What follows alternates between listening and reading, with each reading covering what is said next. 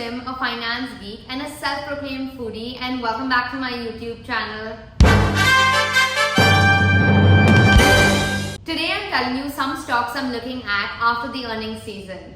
77% of the stocks in the S&P 500 beat their earnings forecast and are in the green. I obviously couldn't track all 77% of them, but here are a couple that I am tracking that I wish to have as a part of my portfolio. We all know that when a company announces positive news, everyone rushes to buy the stock, driving the price up, and so I didn't want to buy it at that point. I'm going to be tracking it till I decide it's a good entry point. This by principle is known as the efficient market hypothesis, and it assumes that both the public and private information is already priced into the stock.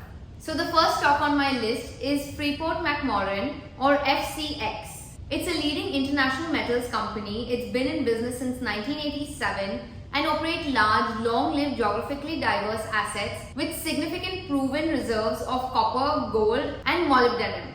Their portfolio of assets include the Grasberg Minerals District in Indonesia, one of the world's largest copper and gold deposits, and significant operations in Americas, including the large-scale Morenci Minerals District in North America and the Cerro Verde operations in South America.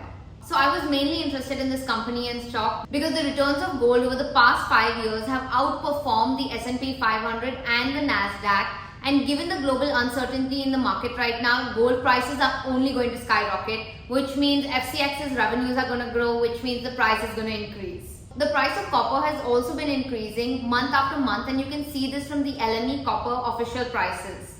The company also has tons of opportunities and has increased their 2024 projections, and here are some key things that I took away from their earnings call. They had strong operating performance in Q1. Copper sales were 33% above Q1 2023 and 11% above guidance. Gold sales more than doubled compared to Q1 2023 and are in line with guidance. They're also working to improve their asset efficiency and mitigate lower ore grades and work on new labor agreements. The Manyar smelter construction is also nearing completion, which means they're going to incur lower construction costs and they're going to start seeing revenues as soon as early 2025. There are some other great opportunities, plans and initiatives that the company has taken to increase their market share and boost revenue. They also have a really strong balance sheet where their net debt to adjusted EBITDA is less than 1, which means it's a risk-free company and I'm definitely going to be investing in it. I'm just waiting for the right price. Copper is also the metal of electrification, meaning that it's required in infra, technology, construction and transportation. The second stock that I've been eyeing since it was added to the S&P 500 on March 18th is Supermicro. The stock price ran up from $815 on March 18th to $1,188 after it was added to the S&P 500, and then it fell again after they announced their Q3 2024 results to $713, and I wanted to buy it but I missed the opportunity. So if you entered at that price, do not sell the stock.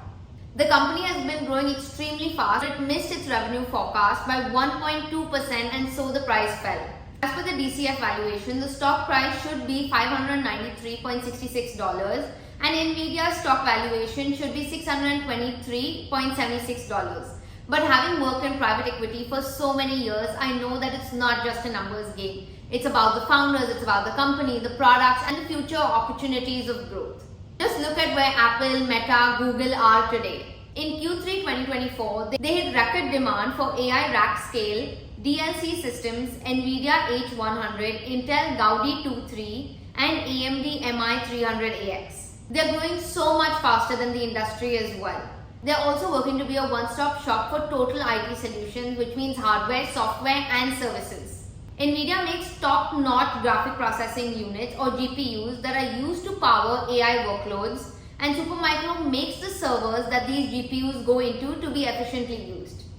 Nvidia worked closely with Supermicro to design a new line of servers and workstations that fully supported its H100 GPUs, and this tight relationship that Supermicro has with Nvidia has enabled Supermicro to carve out a high-growth niche with its AI servers in the heavily commoditized market for pre-built servers.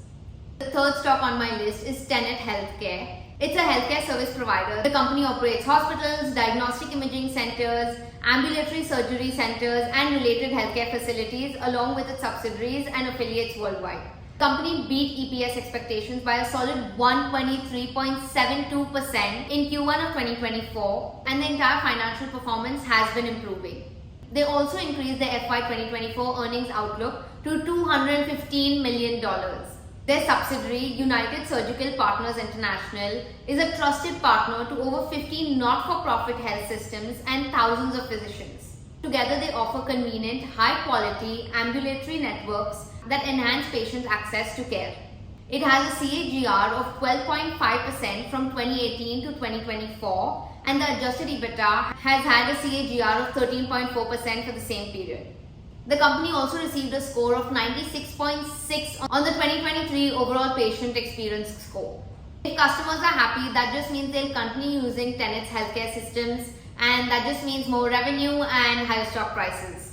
They also have ample liquidity and access to capital markets to pursue their growth strategy while returning capital to shareholders, which is extremely important in today's markets.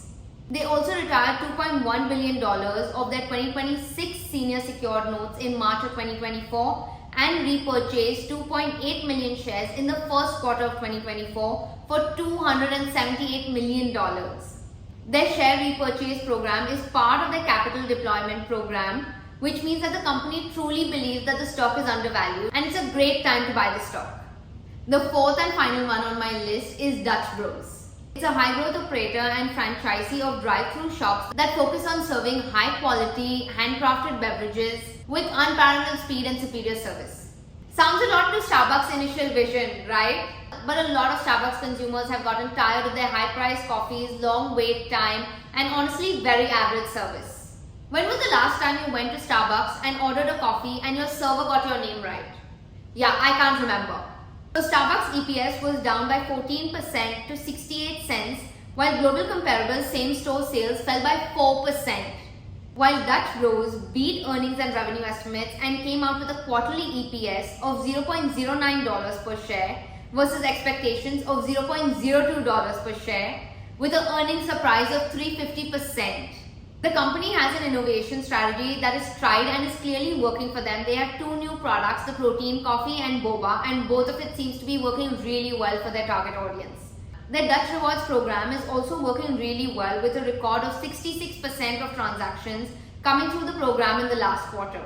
They'll also be rolling out a mobile order functionality, which they expect to be the brand differentiator, which is mainly their service at this point. So they will be deploying more staff in the process to ensure that the consumer is having great conversations while they're waiting at the window or in line, or while they're walking up to the window from their parking slot as well. They're also really quick to implement their innovative strategies because of their size and scale and the team's ability to adjust and bring new products in. Their Q1 growth is attributable to both ticket and traffic expansion, which is really significant that consumers are buying their high-ticketed products as well. They'll also be entering new markets like Florida, Texas, and Tennessee, which just means a larger customer base, more revenue, and higher stock prices for us. Tell me in the comments if you're going to be adding these stocks to your watch list as well. And if you like this video, don't forget to subscribe to my channel. Bye!